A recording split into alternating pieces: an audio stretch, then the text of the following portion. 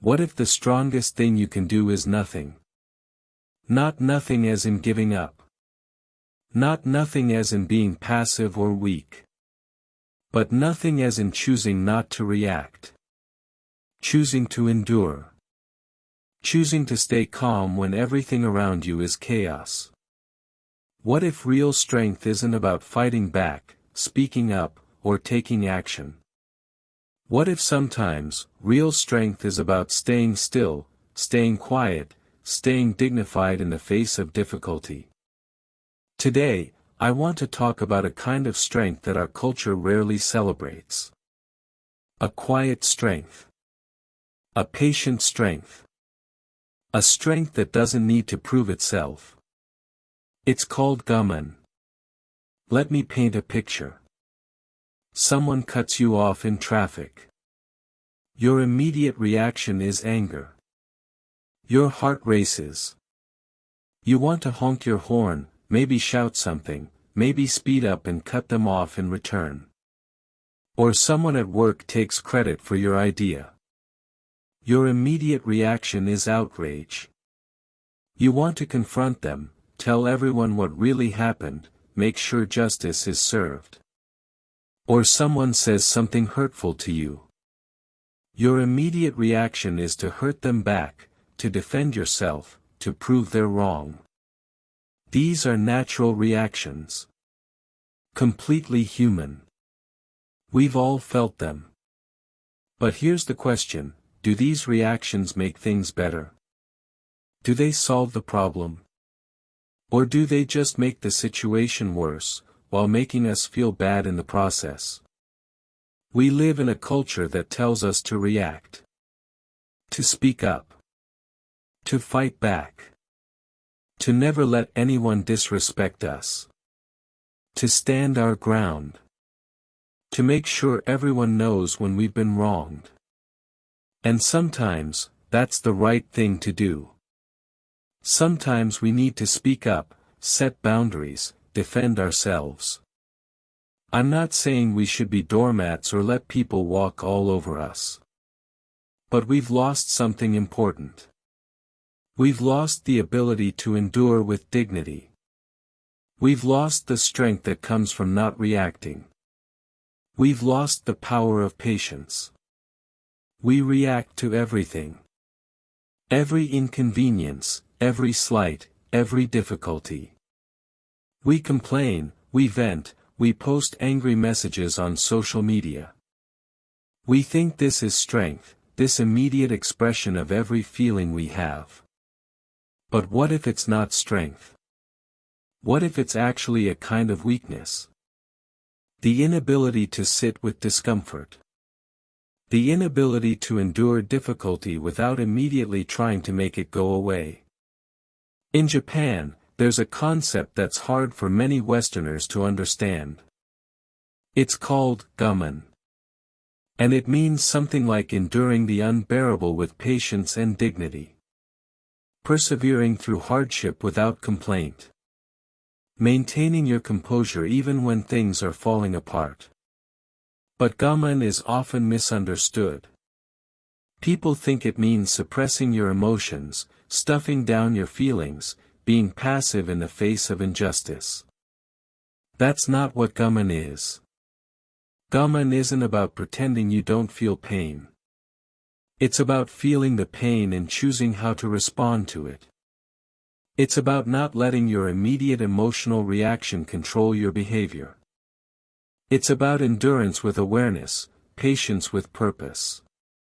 Gaman is the mother who stays calm when her child is sick, even though she's terrified inside, because her calmness helps her child feel safe.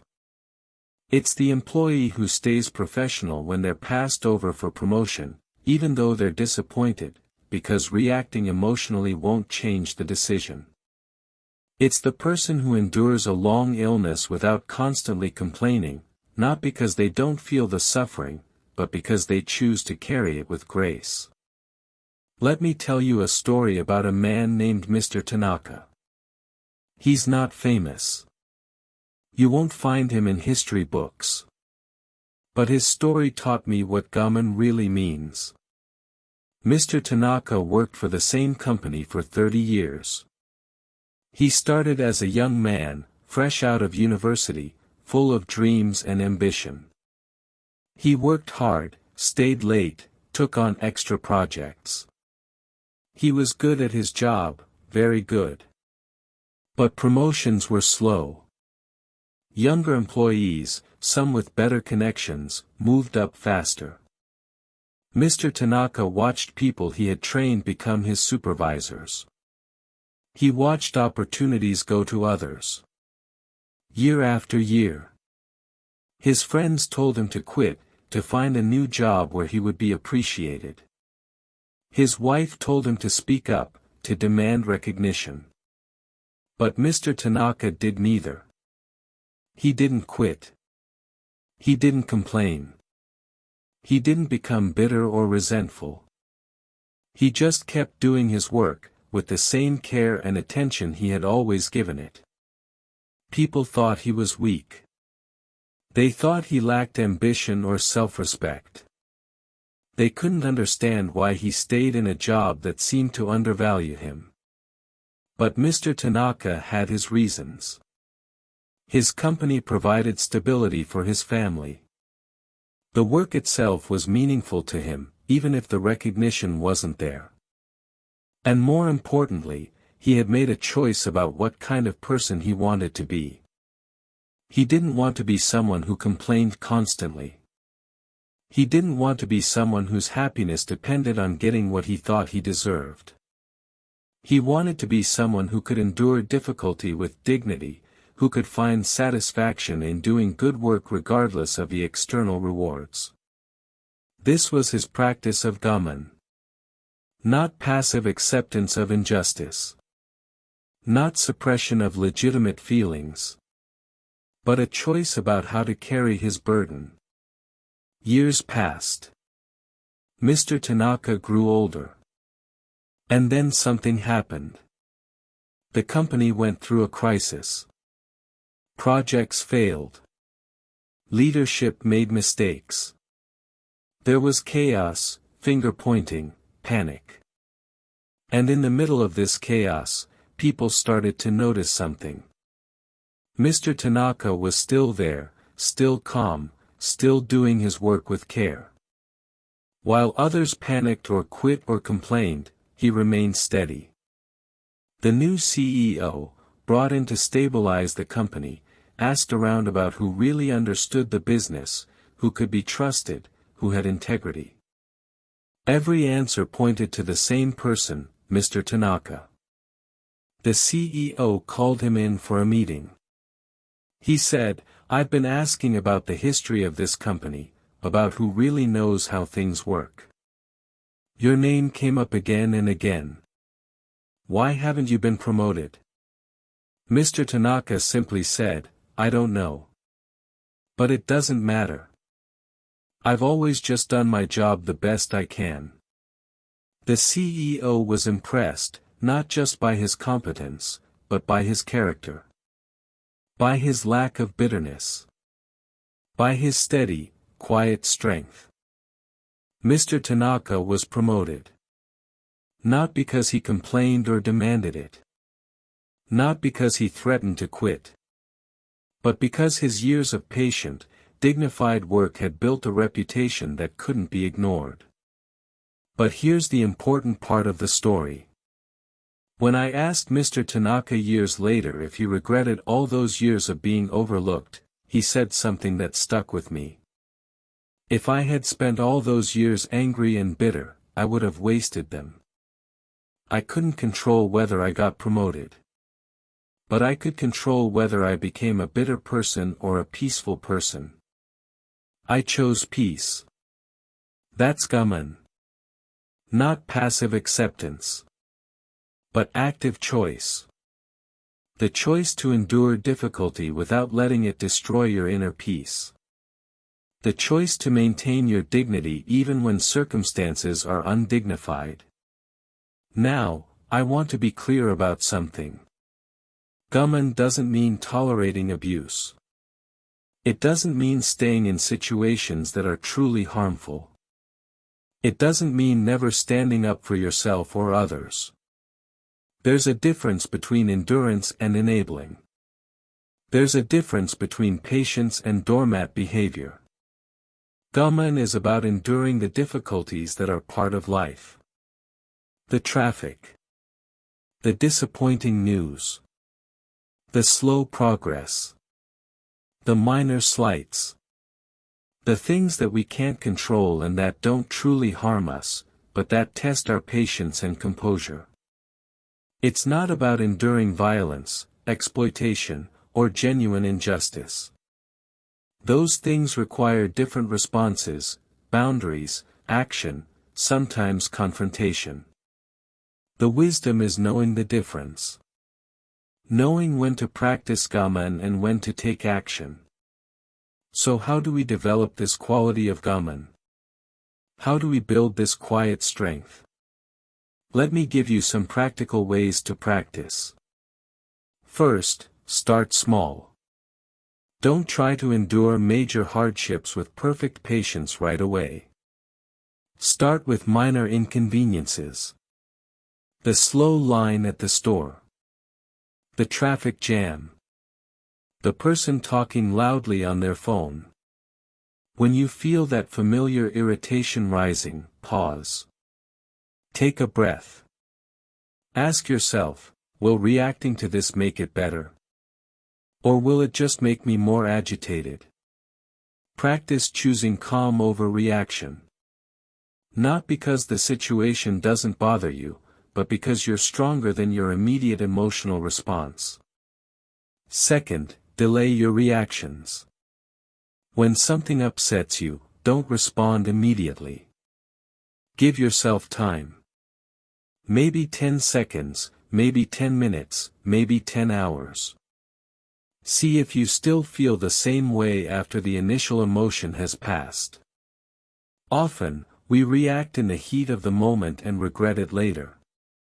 We send the angry email, have the heated argument, post the frustrated message. And then we wish we had waited. Gaman teaches us to create space between stimulus and response. In that space lies our power to choose. Third, reframe suffering as training. This is a powerful mental shift. Instead of seeing difficulties as obstacles that shouldn't be there, see them as opportunities to build strength. The traffic jam is training your patience. The difficult coworker is training your composure. The disappointing result is training your resilience. Athletes understand this. They know that resistance builds strength. The weight they lift tears their muscles, and in healing, the muscles grow stronger. Difficulty works the same way for our character. Fourth, practice physical stillness when you're emotionally activated. When you feel anger, frustration, or anxiety rising, resist the urge to move. Don't pace. Don't fidget. Don't reach for your phone. Just sit. Or stand. Be still. Feel the emotion in your body without acting on it. Watch it rise and fall like a wave. This practice teaches you something crucial: feelings are temporary. They come and go. You don't have to act on every feeling you have. You can let them pass through you without controlling your behavior. Fifth, find role models of dignified endurance. Look for people in your life or in history who faced difficulty with grace. Study how they responded to hardship. What did they say? How did they carry themselves? What choices did they make? We need these examples because our culture gives us mostly the opposite. We're shown people who react, who explode, who express every emotion immediately. We need to see that there's another way. Sixth, practice gratitude for difficulties. This sounds strange, I know. But there's wisdom in it. Every difficulty you endure with dignity makes you stronger. Every time you choose patience over reaction, you're building character. Years from now, you won't remember most of the difficulties you faced. But you will have become the person who learned to face them with strength. That person, that character, is the gift that difficulties give you if you meet them with Gaman. 7th, remember that Gaman is not about other people. It's not about impressing anyone or proving how strong you are. It's about who you want to be. What kind of person you want to become. Do you want to be someone who's controlled by circumstances? Someone who reacts to every provocation, every inconvenience, every difficulty? Or do you want to be someone who maintains their center regardless of what's happening around them? Let me share what Gaman has meant in my own life. I used to be someone who reacted to everything. Someone cut me off in traffic. I'd be angry for the next hour. Someone said something rude. I'd replay it in my mind all day. A plan fell through. I'd complain to everyone who would listen. I thought I was standing up for myself. I thought I was refusing to be a pushover. But actually, I was just letting every external circumstance control my internal state. I was weak, not strong. Then I started practicing Gaman. Not perfectly, not always, but gradually. And something changed. Not the external circumstances. Those were still difficult sometimes. But my relationship to them changed. I stopped giving so much power to things I couldn't control. I stopped letting every frustration ruin my peace. I developed a kind of inner stability that I didn't have before. And here's what I noticed. People around me changed too. When I stopped reacting emotionally to every difficulty, people started trusting me more. They saw me as more reliable, more mature, more capable. When problems arose, they came to me because they knew I wouldn't panic or complain. I would just deal with it calmly. That's the paradox of Gaman. By doing less, by reacting less, by complaining less, you actually become more effective. More influential. More respected. Because real strength is quiet. Real strength doesn't need to announce itself. Real strength is the ability to endure difficulty without falling apart, to face hardship without losing your dignity, to suffer without making everyone around you suffer too. Let me tell you about one more aspect of Gaman that's important. Gaman doesn't mean suffering alone. It doesn't mean never asking for help or never sharing your burdens. In Japanese culture, Gaman is often practiced alongside strong community bonds. People endure with dignity, but they also support each other. They carry their burdens without complaint, but they also offer to help carry others' burdens. So Gaman is not about isolation or pretending everything is fine when it's not. It's about choosing how you carry your difficulties. It's about not making your suffering the center of every conversation, every relationship, every moment. You can ask for help while still maintaining your composure. You can share your struggles while still carrying yourself with dignity. These things aren't contradictory.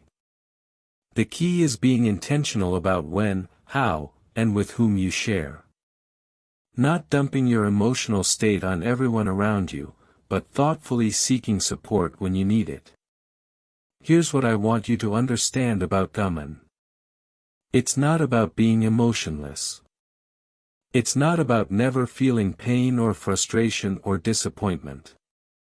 Those feelings are human, and they're valid. Gaman is about the space between feeling and acting. It's about experiencing your emotions fully, but not being controlled by them. It's about responding rather than reacting.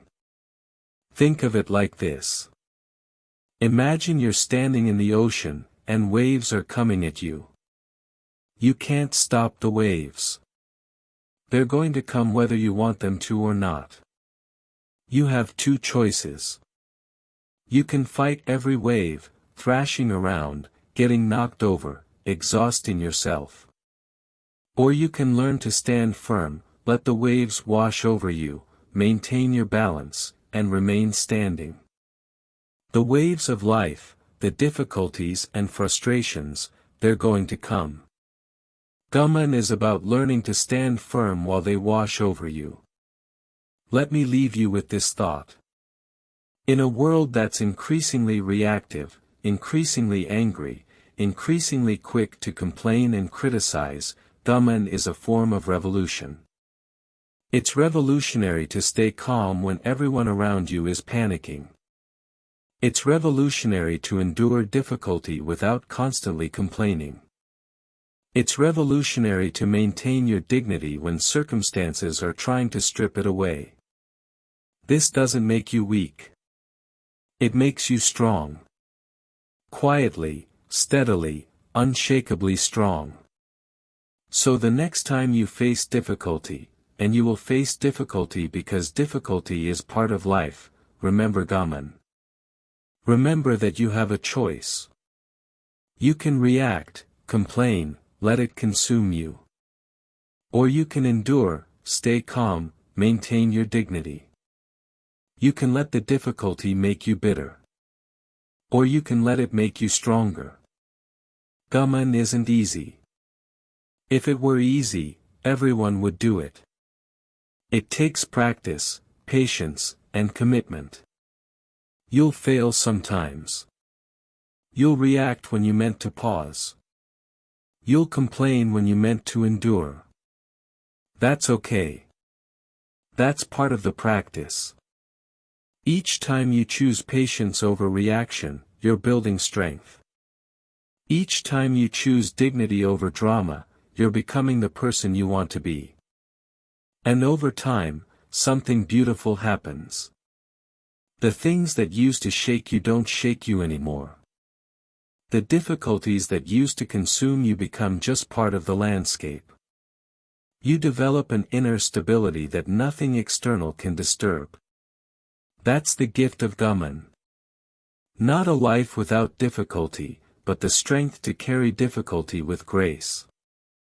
Not a life without pain, but the dignity to endure pain without letting it define you. The strength in staying silent. The power in staying still. The victory in enduring with dignity. Gaman. Endure the unbearable with patience and dignity. You're stronger than you think. You're capable of more than you know. And the next difficulty you face is your opportunity to prove it, not to anyone else, but to yourself. Thank you for listening. Now go practice your quiet strength. I hope this video brought you something meaningful. If you find it helpful, please like and share it with someone who may need it. Subscribe if you would like to hear more stories like this. Wishing you a calm and peaceful day.